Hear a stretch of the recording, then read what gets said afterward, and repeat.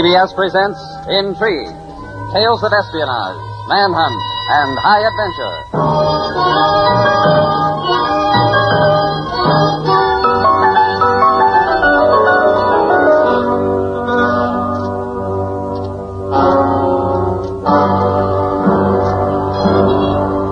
Good evening. This is Joseph Schildkraut, your guide tonight on a most captivating journey into the land of intrigue. The teller of our tale is the acknowledged master of the literature of deception and conspiracy, E. Phillips Oppenheim, and the story is his masterpiece, The Great Impersonation, a deft blending of love, secret enterprise, and malevolent cunning. So, come with us on another strange adventure into the uneasy, fascinating land of intrigue.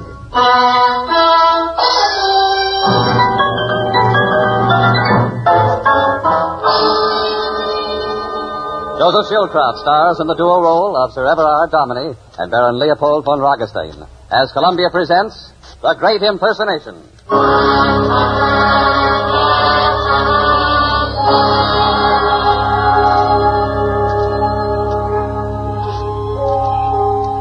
Our story has a prologue. It is the year 1914. At a settlement deep in the jungle of German East Africa, two men wearing the uniform of the German Imperial Army sit at the bedside of a haggard, fever-ridden derelict. Please, Mynheer, do not exert yourself. Who are you? Where the mischief am I? Dr. Ludwig Schmidt of His Imperial Majesty's Africa Corps. You're within half a mile of the Irwaya River, about 72 miles southeast of the Derwaga settlement. You are perhaps aware that this region is forbidden to British nationals? You are British, of course? Yes. I'm awfully sorry to have intruded. I was doing a trek after lion when my native bearers deserted me. I say you couldn't possibly give me a drink, could you? It is my opinion as a medical man, sir. You have had quite enough of drink during the past few years. Come now, Doctor. Don't be such a blue nose. Here. Here's some brandy. I've been saving it for just such an occasion. Oh, thanks. That's better. Devilish good brandy, that. I say. Please, you must not try to sit up. I know what's worrying our friend there. He thinks he's looking into a mirror. Yes, there's an amazing likeness between us. Isn't there, Doctor? Yes, Excellency, I had noticed it. Why, you're Baron von Ragestein. Why, you were at Eton with me. Quite. And so we meet again, eh, Dominie? Some years older both, and both of us exiles from our native lands. We might have been born twins, this Englishman and I, eh, Doctor? Well, Excellency, in a manner of speaking... The doctor is referring to my wasted youth, no doubt. I intended no insult, I assure you. But tell us, my dear cousin, we are cousins, I believe. What tragedy brought you here to this wilderness? It's all right for the patient to talk now, isn't it, Doctor? For a few minutes longer, Excellency. Well, it's a strange sort of a story. Not a thing that could happen in Germany at all, I dare say. I fell in love with a girl in the village near my estates. She was engaged to marry a chap. Roger Unthank was his name. She broke off the engagement to marry me. We were quite happy until... Please, pour me another brandy, will you, Doctor? I don't recommend it. Go ahead, let him have it. Very well, Excellency. Thanks. Well, von Ragestein, to make a long story short, the chap attacked me one night as I was walking up to my house through the woods. We fought and... You killed him? Well, I left him there in the wood for dead.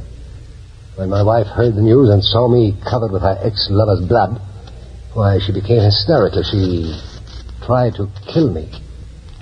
Please. Oh, as you wish. Yes? And after that, Dominic?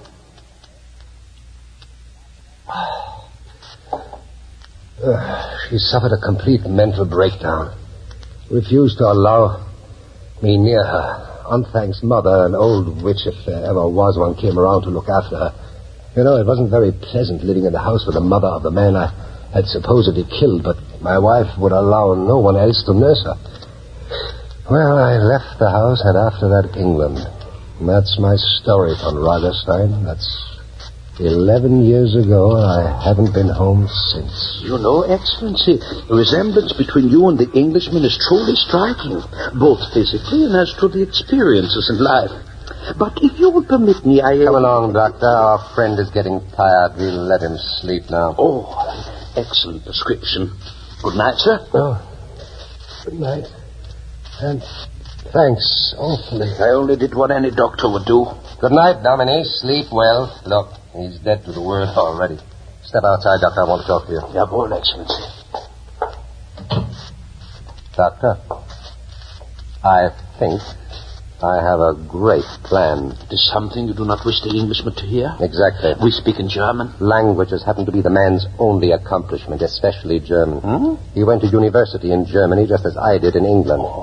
When he returned home, his people told him he spoke English with a slight German accent. However, I think we needn't worry about his overhearing us, Doctor. I took the liberty of taking some sleeping powders out of your medical kit and mixed them with his brandy. And your plan, Excellency? My plan? Yes. I shall return to England as Sir Everard Dominey.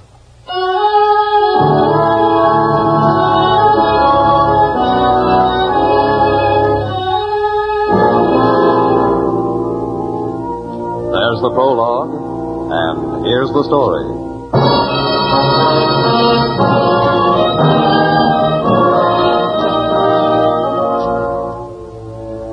To Chief of Intelligence from Agent R03N and Z.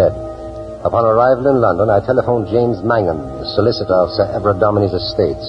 I thought it best to make my first public appearance in London in the company of a respected friend and advisor to the Dominey family. He seemed suspicious of my identity at first, but agreed to meet me at Claridge's for luncheon. I arrived 5 minutes early and was waiting just inside the door of the restaurant when... Leopold! Why didn't you tell me you were coming to London? I beg your pardon, madam. I'm afraid you're mistaking me for someone else. Oh, Leopold, stop joking. My name is Sir Everard Dominey. Oh, so that's it. Oh, I'm so sorry, darling. But I'm quite sure that no one overheard me. Really, Listen, my darling. I'm very well known in English society. Nothing can make it right or wrong or indiscreet for you to visit me. Here's my card. I'll expect you tonight at 7 o'clock. Now, look here, madam. Stephanie... Oh, you do remember my name. And if you remember other things, you know that I will not be trifled with. If you wish to succeed with whatever scheme you have on hand, you must not make an enemy of me. What do you mean by that? Think it over, darling.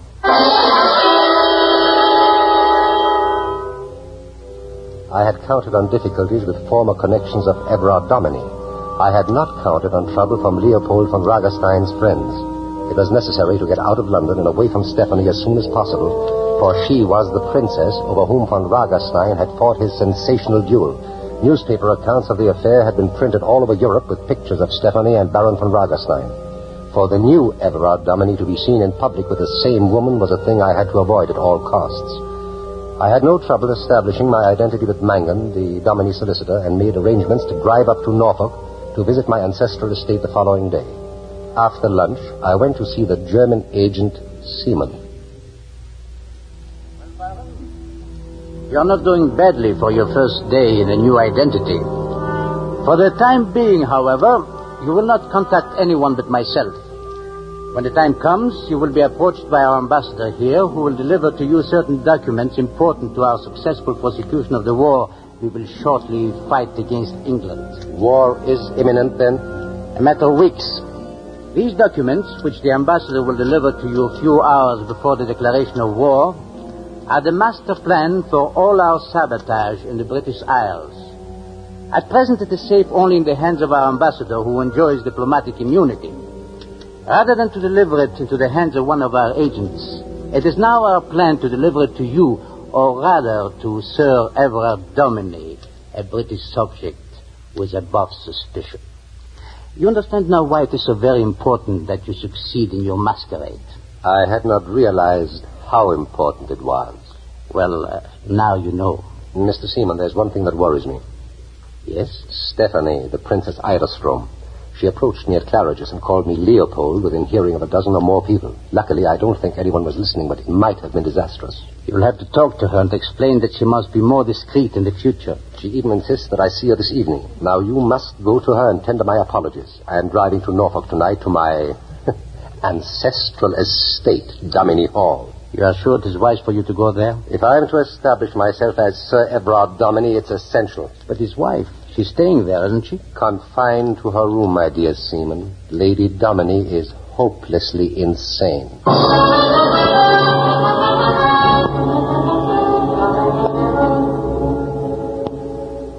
It was around 6 in the evening when Mangan, the family solicitor, and I arrived at Dominie Hall. The house was deserted, but there was a fire in the library, and we settled down there to discuss the problem of the prodigal's return. Not to understand, Sir Everard, make any attempt to see your wife. She is confined to her own wing of the house, and it would be better if she were not even informed of your return. She still threatens to kill me if I sleep under the same roof. I'm sorry, but that is the case. It's gloomy here.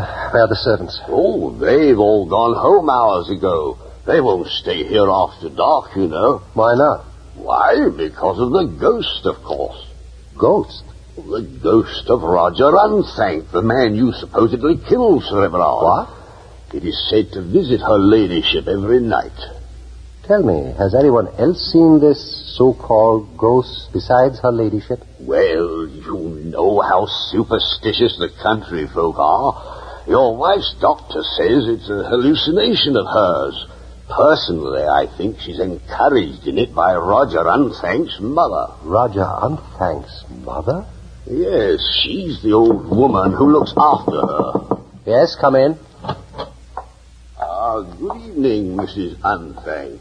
Who is this man, Mr. Mangan? It's your master, Sir Everard. Come home again, Mrs. Unthank. Is it really you, Everard Dominie? Yes.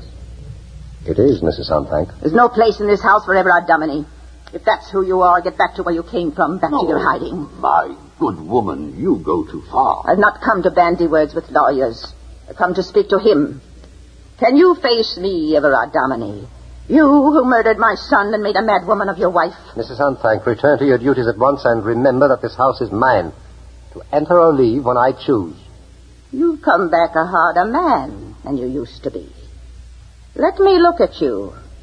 Yes, you look like him, but there's something in your face that's not the same. What on earth makes you think I might be an imposter, Mrs. Unthank? Because Everard Dominie would have been afraid to return to this house. Well, here I am. If you're an imposter, then it will be quite safe for you to sleep in this house. If you're Everard Dominie, you'll not live through the night.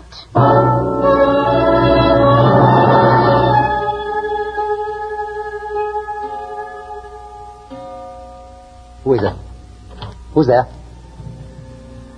If you move or cry out, I'll plunge this knife straight into your throat. What do you want? I want to look at you. Don't reach for the light. I can see you well enough by the moonlight. Rosamond. Is it true you're mad? Mrs. Unthank said it wasn't really you. But you know better, don't you, Rosamond? I've sworn to kill my husband. Are you really my husband? What's that? Roger. He's unhappy tonight. Is that the ghost they told me about, Rosamond? I don't think he wants me to kill you. Yes, Roger, I'm coming. Good night, stranger. Good night.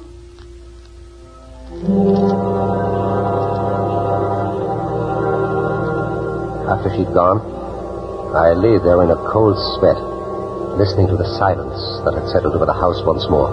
I touched the spot in my throat where she had held the knife blade ready to plunge it and end my life. There was a pinpoint of blood where it had punctured the skin. The madness of Lady Dominie, which had seemed such an advantage to Baron von Ragerstein when he planned his impersonation, was a threat to the life of any man who chose to impersonate Sir Everard Dominie.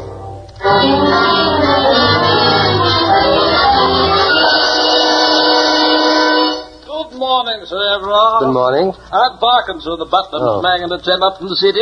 Well, I hope you don't believe in ghosts, Parkins. Oh, I've been told all about it, sir, and also about her ladyship's unfortunate illness. I believe you'll find me discreet.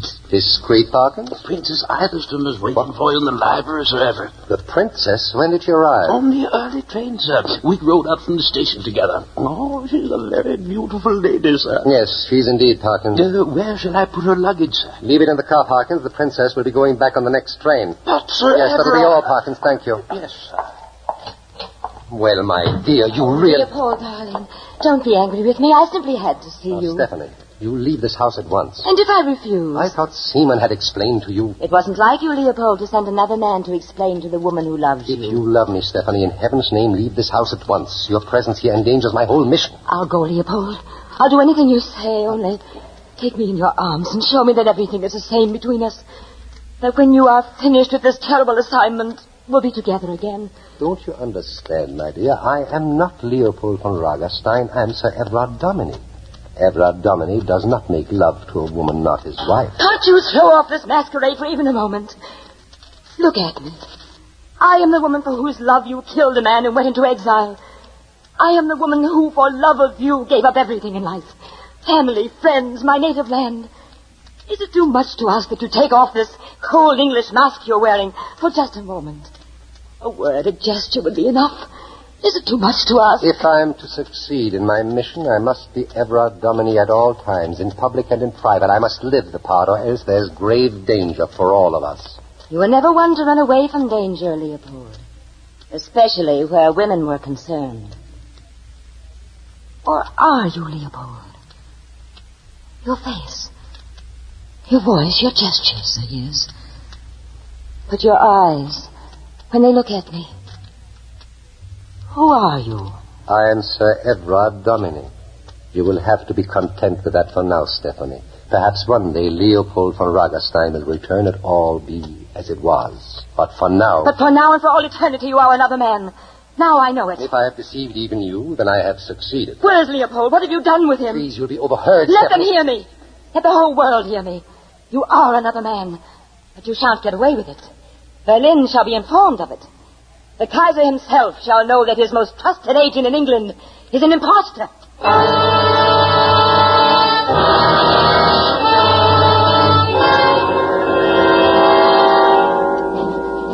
His Imperial Majesty. Your Majesty. Baron von Ragerstein. It pleases us to see a German officer ill at ease without his uniform. I pray that I may wear it soon in the highest service of my emperor and my fatherland. Your prayer will be answered, Baron. Now then, I have sent for you to have a few words concerning your habitation in England. Your Majesty does me great honor. Word has come to me that there was doubt as to your identity. Doubt arising from a source that could not be discounted. Your Majesty, my instructions were to proceed to England and to establish myself there in the role of a trusted British subject. Am I to blame, Your Majesty, if I played the part of Sir Everard Dominy so well that even Leopold von Ragerstein's ladylove doubts his identity? I like your spirit. You are everything I've been led to expect of Baron von Ragerstein.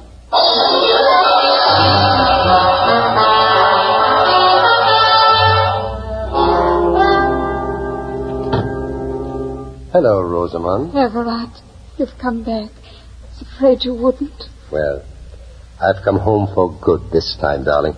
Let me look at you, Everard. You find me much changed? Stronger. Perhaps better looking. There's something gone from your face which I thought could never be lost. Where did you go, Everard? To Berlin, on a business trip. Perhaps that's what it is. You're always a little different when you've been speaking German for a long time. Do you love the Princess Iderstrom, Everard? No, of course not. Mrs. Unthank says you look like a man that killed her husband in a quarrel over her. Mrs. Unthank thought you were that man. A German. She thought that, did she? Are you that man? Would it make a great difference to you, Rosamond? No. No, it would make no difference. I've fallen in love all over again. With you. whoever you are. I love you, Rosamond. Everything is going to be wonderful, dear. You will get well, and everything will be as it used to be when you were happy, dear. I'm not much better, though. I heard Roger's voice again last night. I think that voice will go away, Rosamond, very soon now. Yes? I beg pardon, sir. There's a gentleman calling. Prince Tanilov. Tanilov?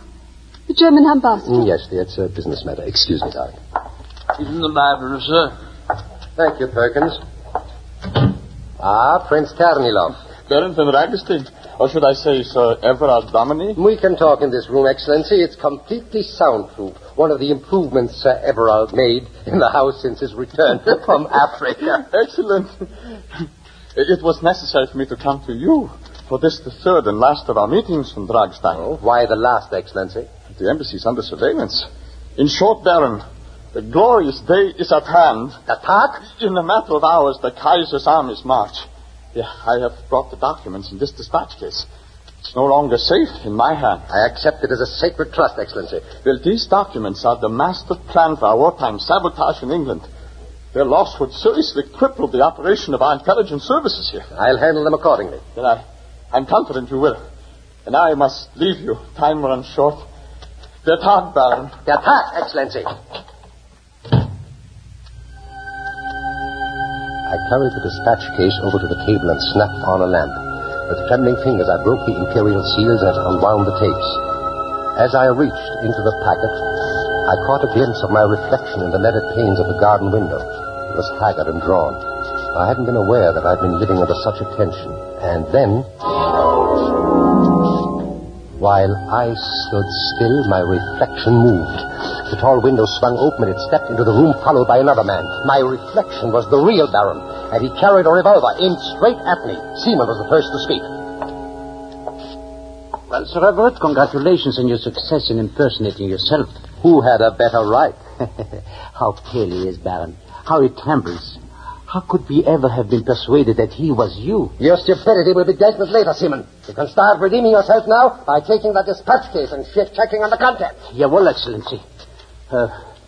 Yes, these are the documents.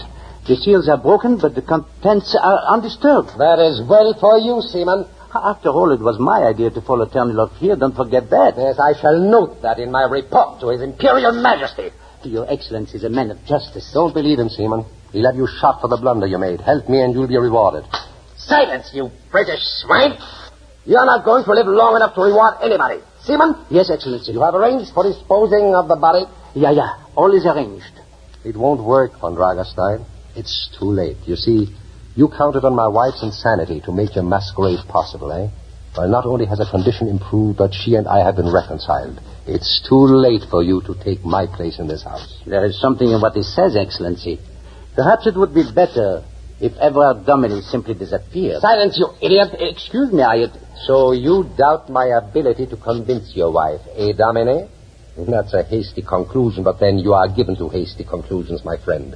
If you hadn't been in such a hurry, you would have realized that I wasn't quite as dead as you thought I was when you left me for dead in Africa. And if you stop to reflect on what you know of my success with women, you would realize that it won't matter whether I convince Lady Dominy whether I'm really her husband or not. When she gets acquainted with me, I think she will be well satisfied with the exchange. I understand, by the way, she's not unattractive, eh? A beautiful woman, Excellency. Why, you dirty pestin! Fatmapnim! Well, Dominy, have you said your prayers? I really should like a little more ceremony about all this, but suppose it ends up to the same thing in the end. I shall simply have to shoot you. Excellency. Quiet, you disturb my But aim. Your Excellency. Drop that gun, What? Everard Dominy. Who? This is the gun I'm holding in your ribs, Everard Dominy. Oh. Do as I tell you. Stand over there against the wall. In the light, I don't want to miss. She thinks you're Dominy. She wants to kill Dominy. My good woman, you are making a grave mistake. I'm not Dominy. You can't fool me, Everard Dominy. You killed one man and would have killed another if I'd not stopped you. Well, I'm not Dominy. He's Dominy. Look at him. Can't you see? You look alike, but I know a murderer's face. Yours is a murderer's face. Speak to him. Make him speak, then you'll know. Very well. Let me hear your voice, whoever you are. Come on, talk to her. Talk to her. Ich bedauere, ich spreche gar kein Englisch. Ich weiß gar nicht, was Sie von mir wollen. He's not even English. Who are you? Why do you want to kill Dominic? I am the mother of the man you killed. And now you've drawn Rosamond under your spell again. She no longer cares about what happened to my son. That's why I know you're really Everard Dominic. And that's why I'm going to kill you. You're mad. You killed my son. And now you're going to die. No! Die!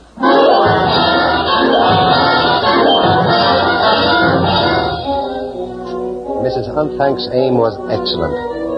Baron von Ragerstein slumped to the floor dead, this time beyond any doubt. With the help of a reluctant seaman, I removed the body from the house, and I saw to it that it was delivered to those very efficient gentlemen of the German Secret Service who already had their instructions about what to do with it. Mr. Seaman, who stood very close to me while I held a gun in his ribs, convinced them that it was the body of Sir Everard Dominic. After that had been done, I drove him to the fortress, where I left him and the dispatch case in the care of the governor, one of our veteran British intelligence officers.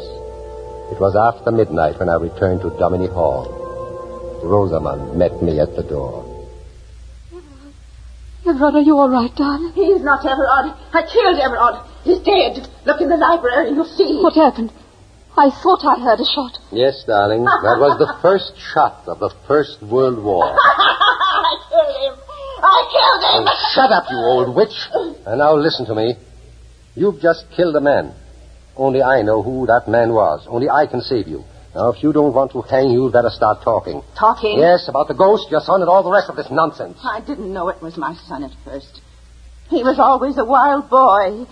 He never meant any harm. But after he lost that fight to Sir Everard in the wood, he went all unhinged like. He was living there like a wild thing, afraid to come out and face his old friends. And then he got this idea of driving Sir Everard away from the house by pretending to be a ghost. What are you saying, Miss Sumner? Roger is alive. Alive he is, if you call it being alive. I tried to take him food and make him live decent. But he's a wild thing. Crazy. Crazy for the love of you. That's why I still say he's dead. Dead. And Sir Everard killed him as sure as he shot him there in the wood that night. I think I'll get the cutters up here tomorrow and cut down that patch of woods. It spoils the view from the terrace. Sir, you drive him out of the wood. What'll become of him? He's a wild thing, sir. A poor wild thing. Well, I think he'd be much better off in an asylum, Mrs. Unthank. Perhaps you'd like to go along and look after him, eh? I shouldn't mind. I only wanted to be where I could look after him. I'm sorry, Miss Unthank. I'm terribly sorry. Sir Everard, that man I shot, did you say he was a spy? Yes, Mrs. Unthank. One of the most important spies in the German Secret Service. Oh, lovey, just wait until I tell my Roger I shot a spy.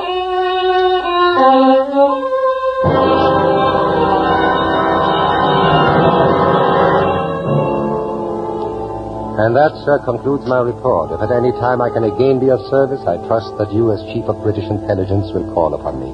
Very truly yours, Sir Everard Dominic. There. Even Mrs. Unthank will like my report, darling. Poor old soul. My darling, Don't start explaining anything else, Everard, or I'll really go mad. Just take me in your arms. My sweet, I should have known. Oh, I don't know. Sometimes it's more exciting not to know.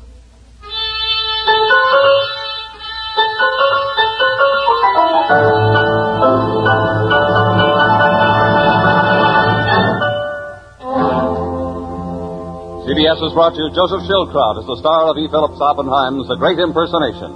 Again, Mr. Schildkraut. Next week, the star of Intrigue is a girl. Our play is The Smiler with a Knife. Our star, Miss Virginia Bruce. Until then, good night and good listening. Adapted by Robert Tallman, Intrigue is another Columbia feature production, directed and produced by Charles Vanda. Intrigue theme was composed by Gail Kubik, with score by Lucien Merovac and conducted by Lud Gluskin. James Matthews speaking. This is CBS, the Columbia Broadcasting System.